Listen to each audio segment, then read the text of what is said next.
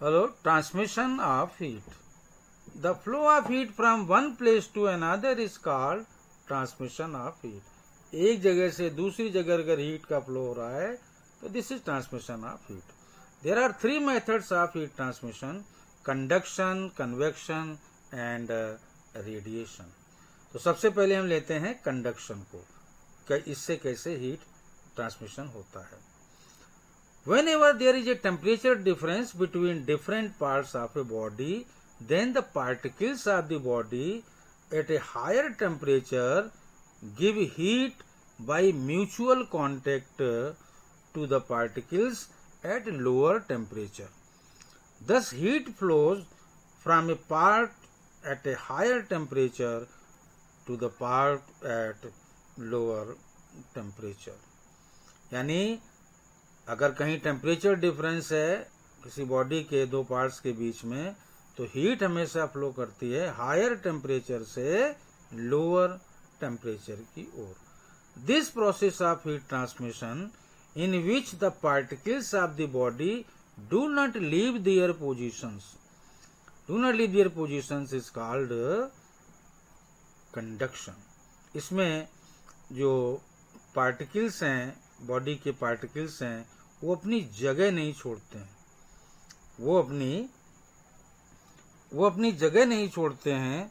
ये ध्यान रहे कि अगर एक पार्टिकल है यहाँ पर तो ये वाइब्रेट करता है, दूसरा पार्टिकल वाइब्रेट करता है and so on.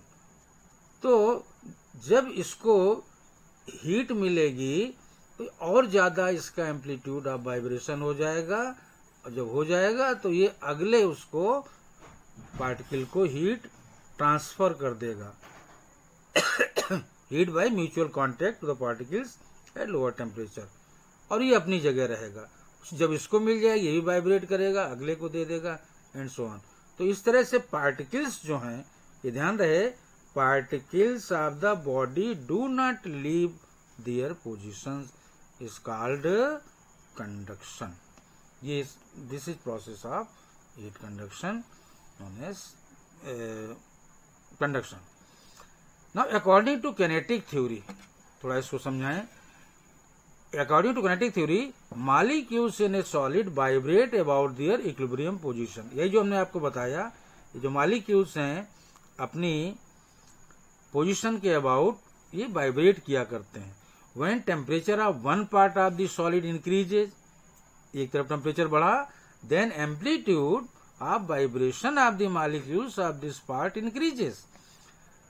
These molecules give some energy to the adjacent molecules and thus energy is transmitted from the part at higher temperature to the part at lower temperature.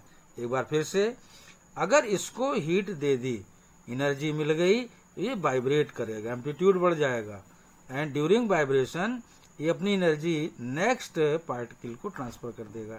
ये इसका amplitude बढ़ जाएगा, ये next transfer कर देगा। तो इस तरीके से एनर्जी जो है ट्रांसफर होती है एक पार्टिकल से दूसरे पार्टिकल को।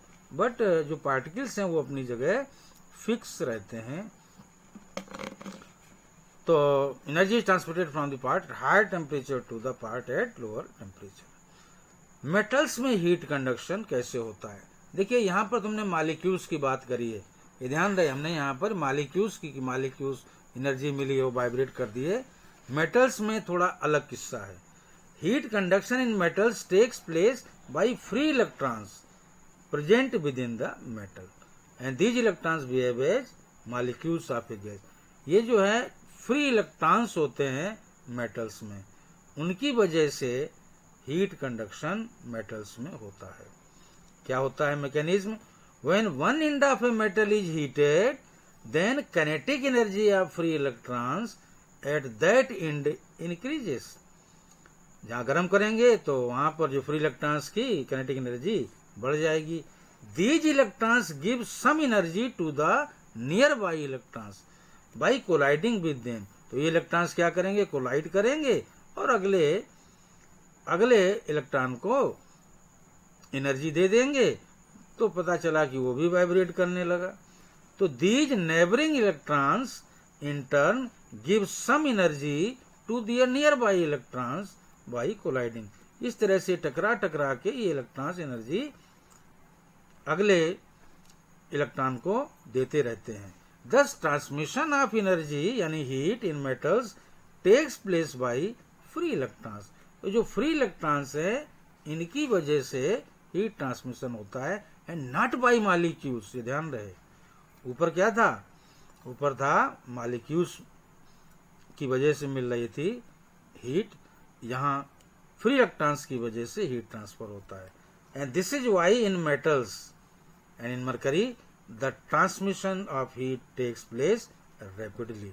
और इसी वजह से रैपिड प्रोसेस कह सकते हैं मेटल्स के केस में हीट कंडक्शन के लिए.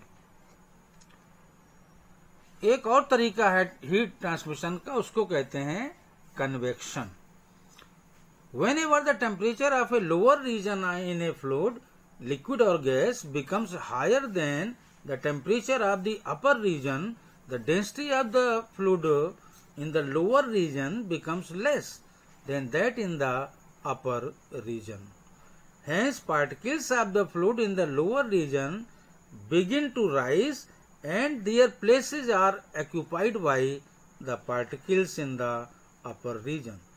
The process continues until the temperature of the whole fluid becomes the same.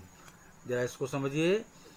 अगर मैं टेम्परेचर बढ़ा दूं लोअर रीजन का, ठीक है, कहीं फ्लूइड भरा हुआ है, लोअर रीजन का टेम्परेचर बढ़ा दूं तो क्या होता है, डेंसिटी जो है, density of lower region becomes less, उसकी डेंसिटी कम हो जाती है than that in the upper region. तो hence particles of the fluid in the lower region begins to rise. तो ये ऊपर की ओर पार्टिकल जाने लगते हैं and their places are occupied by the particles in the upper region.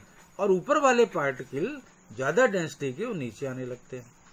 और ये तब तक आते हैं जब तक कि until the temperature of the whole fluid becomes same. अब जरा इस फिगर को देखिए, आपको समझाएं. यहाँ पर एक फ्लूइड भरा हुआ है, ये रहे मॉलिक्यूल्स, ये क्या रहे, ये रहे मॉलिक्यूल्स.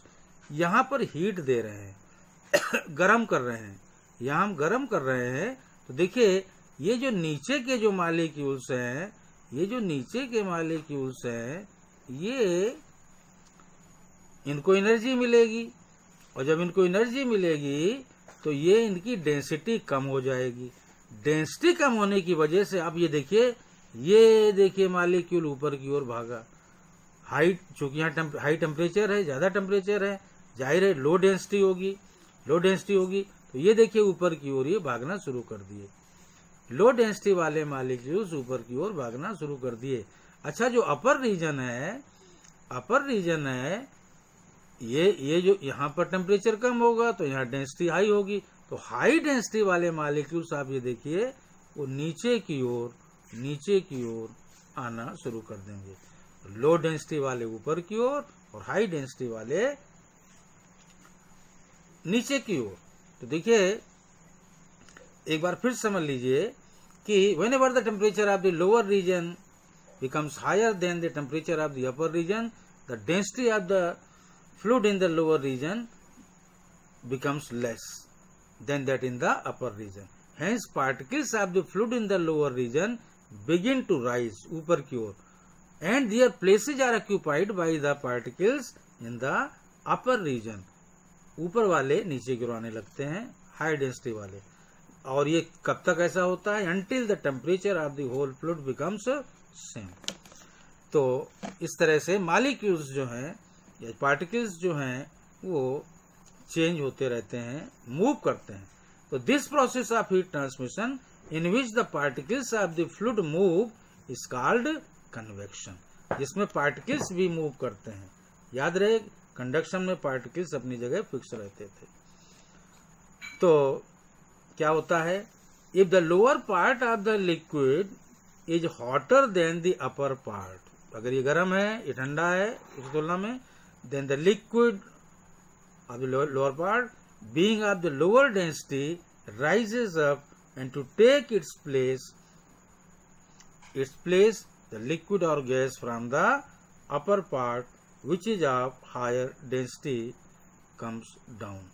बात वही एक बार फिर से, लोअर डेंसिटी वाले हाई टेम्परेचर की वजह से ऊपर जाएंगे और ऊपर टेम्परेचर कम है तो हायर डेंसिटी वाले पार्टिकल्स नीचे आएंगे.